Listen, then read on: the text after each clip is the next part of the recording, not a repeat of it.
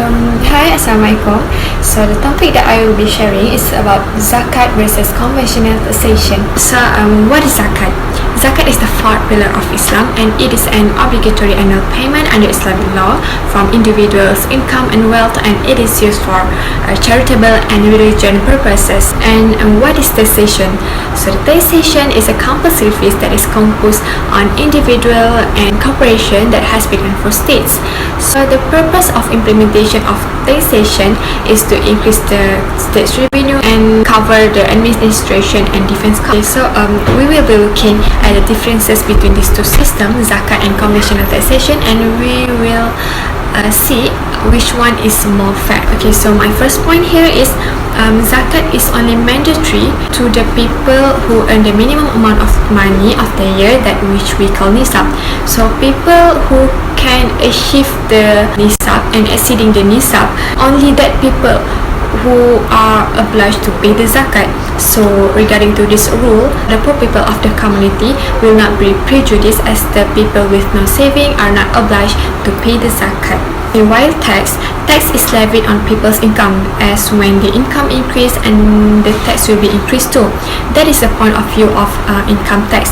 But when we look at the excise tax is the tax that is charged on people when they purchase goods or services. So when we look at the excise tax such as GST, so the GST will be charged on the people who want to purchase the goods or services, regardless the purchaser is good or rich, regardless how much the income of the purchaser. So the tax will still be charged to that people. So that is the difference. Zakat is only charged to the people who are able to pay it, but tax will still be charged regardless the people is poor or rich. And the second point here, zakat is regularly collected from Muslims and will be distributed to the needy and poor people as long as they are Muslim.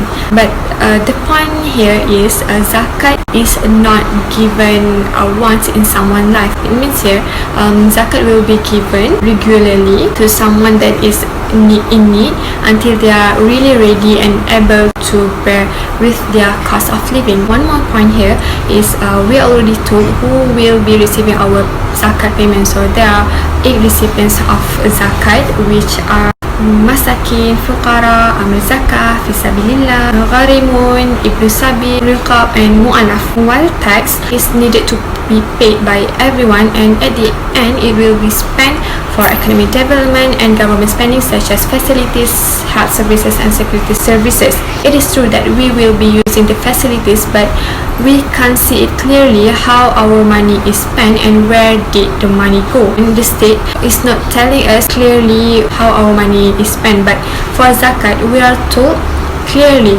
how our money is spent and who will be receiving our zakat payment. So my last point here is like I told, zakat is only obliged to be paid by the people who are able. That it means that people who achieve the nisab and exceeding the nisab, and it will be given to the people with no savings and the poor people.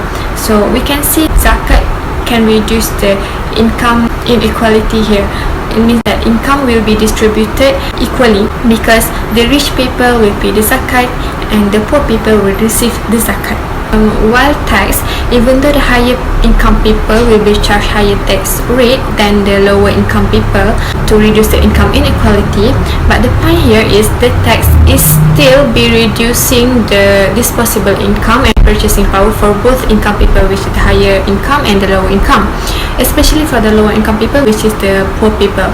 So the poor people have to pay the zakat, will be reducing their purchasing power, because they have to spend their money to pay the tax. Unlike zakat, the poor people, the purchasing power is increasing because they receive the zakat from higher income people. There are the differences between these two systems, zakat and taxation. So regarding to the discussion, in my opinion, zakat is more fair than tax, because zakat will benefit more on poor people but not for tax. So social welfare for poor and needy people will be increasing in zakat system but not for tax. That's all. Thank you for watching, Doctor.